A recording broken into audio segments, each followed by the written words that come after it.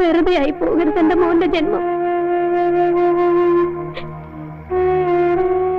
എന്റെ മോൻ പോണം, അല്ലെങ്കിൽ അച്ഛന്റെ ആത്മാവ് പൊറുക്കില്ല. ശരിയമ്മേ, ഞാൻ പോവാം.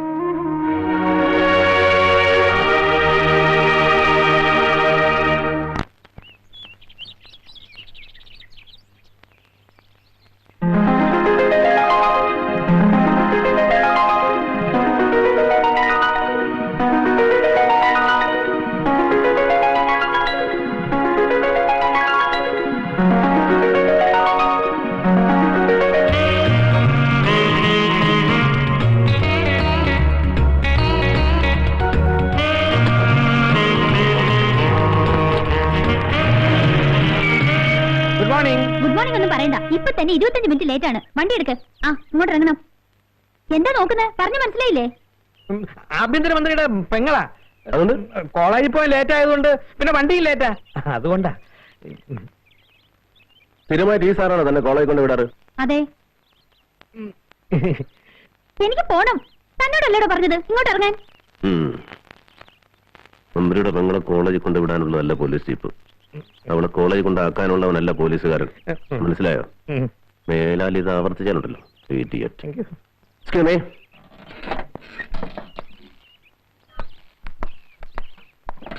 ഏതായാള്? പുതിയ സർക്കിളാ. പെശക്. പിന്നെ പെശക്. എന്നെ മനസ്സിലായിട്ടില്ലെന്നാ തോന്നുന്നത്. മനസ്സിലായ കാണായിരുന്നു കൈ വലിച്ച് സല്യൂട്ട് ചെയ്യുന്നത്. കൈ വലിച്ച് സല്യൂട്ടല്ല, കരണക്കുറ്റിക്ക് കിട്ടാത്തത് ഭാഗ്യം. എന്താ പറഞ്ഞത്? ആര് പറഞ്ഞു? എന്ത് പറഞ്ഞു? വേറെ പറഞ്ഞു. തോന്നിയായിരിക്കും. വണ്ടി എടുക്കണോ?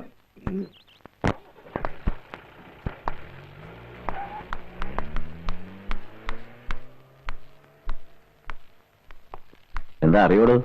അറിയാം. ആഭ്യന്തരമന്ത്രിയാകുന്നതിന് മുമ്പേ അറിയാം. ഞാൻ ലോ കോളേജിൽ സാറിന്റെ ജൂനിയറായിട്ടുണ്ടായിരുന്നു. ഇല്ല, സാറിന് എന്നെ ഓർമ്മ കാണില്ല, പക്ഷെ എനിക്ക് സാറിന് നല്ല ഓർമ്മയുണ്ട്. ഈ ശബ്ദവും അന്ന് ലോ കോളേജിന്റെ ചുവരുകളെ പോലും പിടിച്ചു കുലുക്കിയ ശബ്ദമല്ലേ ഇത്. പിന്നെ എന്റെ കൂടെ പഠിച്ചിരുന്ന അശ്വതി മേനോൻ സാറ് കൊടുത്ത കത്ത് ആദ്യം വായിച്ച ഞാനാ. നല്ല ബെസ്റ്റ് പ്രേമലേഖനം. തന്റെ അച്ഛനെ കുറിച്ച് ഞാൻ ഒരുപാട് കേട്ടിട്ടുണ്ട്. വായിൽ സ്വർണ്ണക്കരണ്ടിയുമായി പിറന്നു വീണിട്ടും നിയമപാലകന്റെ കുപ്പായമണിഞ്ഞ് അവസാനം ഒരു സംഭവം ഉണ്ടായാൽ ഉടനെ ഒരു അന്വേഷണ കമ്മീഷൻ, അല്ലെങ്കിൽ ഒരു CBI അന്വേഷണം. ഇവിടെ പോലീസും ഒരു ഡിപ്പാർട്ട്മെന്റ് എന്തിനാ? ആ പേരുദോഷം ഒന്ന് മാറ്റിയെടുക്കണം. അതിന് തനിക്ക് കഴിയും എന്ന് എനിക്ക് തോന്നിയതുകൊണ്ടാണ് തന്നെ ഞാനിപ്പോ വിളിപ്പിച്ചത്. സാറിനെന്താ ഇപ്പൊ അങ്ങനെ തോന്നാൻ? ഡിപ്പാർട്ട്മെന്റിൽ ചങ്കൂറ്റുള്ള ആമ്പിള്ളേരാരും ഇല്ലേ? ആഭ്യന്തരമന്ത്രി എന്നുള്ള നിലയിൽ ആ ചോദ്യത്തിന് ഉത്തരം തരാൻ ഇപ്പൊ എനിക്കാവില്ല. ബട്ട് അതിനാണ് അതിനുള്ള ഉത്തരം. ഒന്നും പറയാനും പ്രവർത്തിക്കാനുള്ള ചങ്കൂറ്റമില്ലായ്മ. എല്ലാം ഒറ്റവാക്കിൽ പറഞ്ഞ് രക്ഷപ്പെടാൻ നിങ്ങൾ മന്ത്രിമാർക്ക് കിട്ടിയിരിക്കുന്ന ഒരു വാക്ക് ബട്ട്. അമർനാഥ്, മന്ത്രിമാരും മനുഷ്യരാണ്. അയ്യോ, അല്ലെന്നാര് പറഞ്ഞു? 8 വയസ്സുള്ളപ്പോൾ ഒരു മന്ത്രിയെ ഞാൻ ആദ്യമായിട്ട് കാണുന്നു.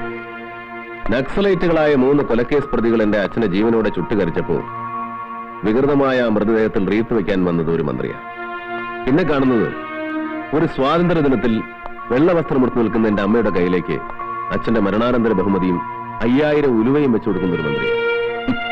5000 രൂപ തിരിച്ചു കൊടുത്ത് അത് വേറെ കാര്യം. പക്ഷേ മന്ത്രി എന്ന പദത്തിന്റെ അർത്ഥം എനിക്ക് ശരിക്കും മനസ്സിലായത് എന്റെ അച്ഛനെ കൊന്ന അതേ പ്രതികളെ ധീരവിപ്ലവകാരികൾ എന്ന ലേബലിൽ മാലയിട്ട് സ്വീകരിക്കുന്ന അതേ മന്ത്രിയെ കൊണ്ടപ്പോഴാണ്. ആ പട്ടികയിൽ എന്നെ പെടുത്തരുത് അമർനാഥ്. ആഭ്യന്തരമന്ത്രിയായിട്ടല്ല ഞാൻ ഈ സംസാരിക്കുന്നത്, പച്ചയായ ഒരു മനുഷ്യനായിട്ടാണ്. അല്ലെങ്കിൽ പഴയ സീനിയർ സ്റ്റുഡന്റിന്റെ സ്ഥാനത്ത് നിന്നുകൊണ്ട് പറയാം. നിങ്ങളുടെ സേവനം ഡിപ്പാർട്ട്മെന്റിന് വേണ്ടി ഞാൻ ആവശ്യപ്പെടുകയാണ്. അത് എനിക്ക് അധികാരത്തിൽ തുടരാനുള്ള മോഹം കൊണ്ടല്ല, മറിച്ച് മറ്റുള്ളവരെയും അധികാരത്തിൽ നിന്ന് ഇറക്കാനുള്ള മോഹം കൊണ്ടാണോ? ഇതൊരു ചലഞ്ചാണ്. You carry on. കിതപ്പറിയാത്ത പ്രായമാണ് നിങ്ങളുടേത്. തളർച്ച തോന്നുമ്പോൾ നിങ്ങൾക്കൊരു താങ്ങായി ഞാനുണ്ടാവും. സത്യസന്ധമായി താൻ ഈ കേസ് അന്വേഷിക്കണം. ഇതിലെ പ്രതികൾ ആരായിരുന്നാലും ശരി വിളിച്ചിട്ട് കൊണ്ടുവരണം. ഈ വാക്കുകൾ എനിക്ക് വിശ്വസിക്കാമോ? തീർച്ചയായും വിശ്വസിക്കാം.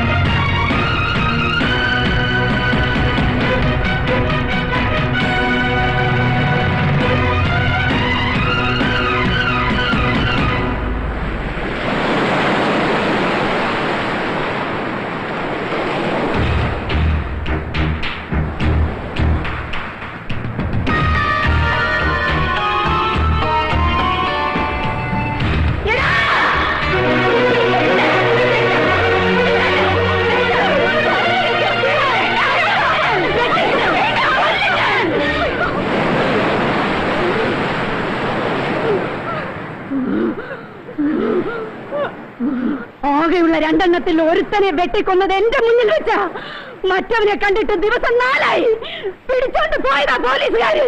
പറ, അവനെയും കൊണ്ടുപോയി കൊന്നു. പറ പറ മോനെ, നിനക്കും ഇല്ലേ ഒരമ്മ? പറ പറ മോനെ. എന്റെ മോനെ വിടെ, പറ മോനെ.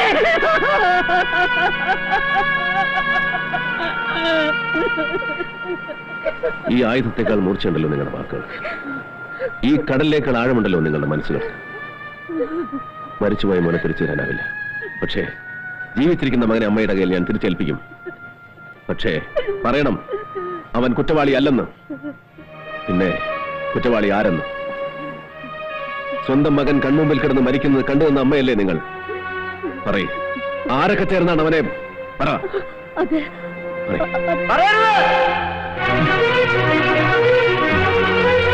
ഇവർ പറയുന്നത് വിശ്വസിക്കരുത്. ബാക്കിയുള്ളവരെ കൂടെ കൊണ്ടുവന്ന് കൈക്കൂലി വാങ്ങുന്ന ദുഷ്ടന്മാരാണിവർ. അല്ലെങ്കിൽ ആണെന്നും പെണ്ണെന്നും നോട്ടമില്ലാത്ത വർഗമാണിവർ.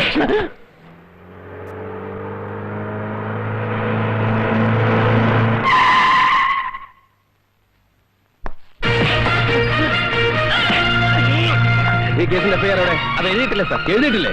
അവരെ അറസ്റ്റ് ചെയ്തിട്ട് 3-4 ദിവസമായിട്ടുള്ളൂ സാർ. അപ്പൊ ഇവരെ കോടതിയിൽ ഹാജരാക്കുന്ന പരിപാടിയൊന്നുമില്ലേ? ഞാനപ്പോ ലീവിലായിരുന്നു. പ്രശ്നമുണ്ടായതിന്റെ പിറ്റേന്ന് ലീവ് ക്യാൻസൽ ചെയ്ത് ഞാൻ വരുമ്പോ ഇവരിവിടെ സുഖമായിട്ടുണ്ട്. ഞാൻ കോടതിയിൽ ഹാജരാക്കാത്തത് എന്തെന്ന് ചോദിച്ചപ്പോ കുറ്റം സമ്മതിച്ചതിന് ശേഷം മതി എന്ന് പറഞ്ഞു. ആര് പറഞ്ഞു? സാറിന് മുമ്പിരുന്ന circle inspector Joseph Chacko sir പറഞ്ഞു. ഓഹോ, അപ്പൊ ഇവരെ കൊണ്ട് എത്രയും വേഗം കുറ്റം സമ്മതിപ്പിച്ചു കഴിഞ്ഞാൽ പിന്നെ നമ്മൾ ഫ്രീ ആയല്ലോ. പക്ഷെ ഇവര് കുറ്റം സമ്മതിക്കുന്നില്ലല്ലോ. സമ്മതിപ്പിക്കണമല്ലോ, അതാണല്ലോ നമ്മുടെ ജോലി.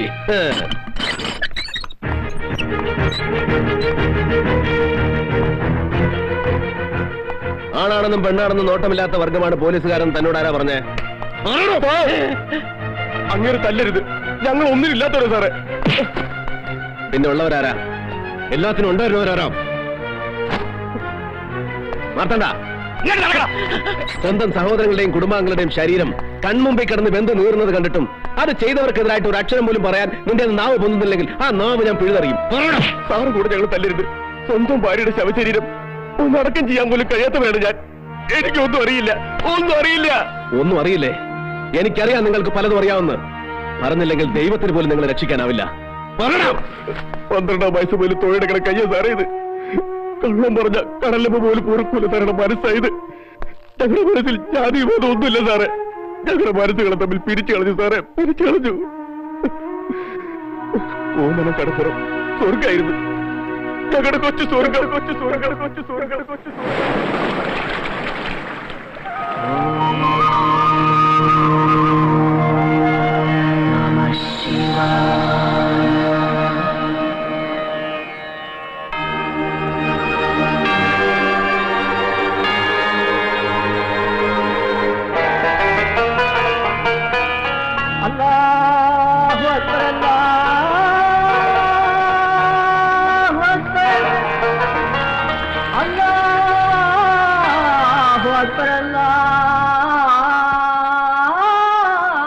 എന്റെ മുന്നിൽ ഹമീദിന്റെ മുൻ ബഷീർ ഒരുമിച്ച് കളിച്ചോളുന്നവര.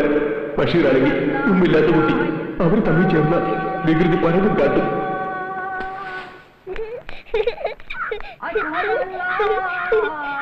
അമ്മേ, അച്ഛൻ വരുന്നു. അമീതെ, നീ മൂപ്പിന് വള്ളക്കൂലിലും ബാക്കി വെച്ചിട്ടുണ്ടോ? ഒന്നുമില്ല. ബാപ്പനെ പറ്റിച്ചല്ലേ? പഠിച്ചാ? ഓനെല്ലാം പഠിച്ചാ? എടുക്കാൻ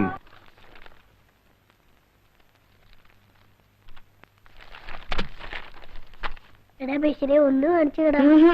ഒന്ന് കാണിച്ചു തരാം. ടീച്ചറെ, വിനോദ് നോക്കിയിരുന്നു.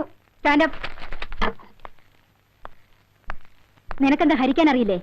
ടീച്ചറെ, എന്നും ഇവ എങ്ങനെയാ എന്റെ പുസ്തകം നോക്കി എഴുതാറ്. ശരിയാണോടാ? അല്ല ടീച്ചറെ, ഇവൻ കള്ളവാ പറയുന്നേ. നോക്കി എഴുതും പോലെ പിന്നെ കൊള്ളവും പറയുന്നോ? വീട്ടിലാ കൈ.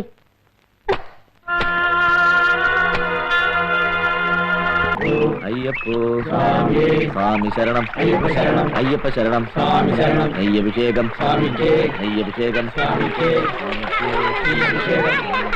നെയ്യഭിഷേകം.